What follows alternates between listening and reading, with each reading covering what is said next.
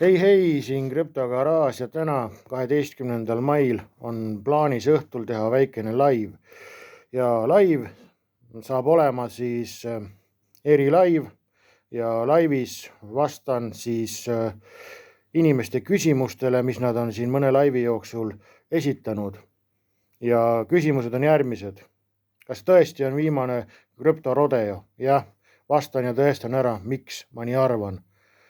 Siis, kas Bitcoin võib nulli minna ja miks mõned krüptod lähevad kallimaks ja võimsamaks kui Bitcoin, siis ka selle tõestan ära, miks mõned krüptod lähevad. Siis on inimestel olnud küsimus, kuidas tokeniseerimine ehk siis digitaliseerimine ehk kui pannakse näiteks mootorsaag plokiahelasse, siis kuidas see tõstab plokiahela väärtust, miks ta võib tõsta, mis põhjustel ja kuidas see hakkab sulle tulevikus raha sisse tooma.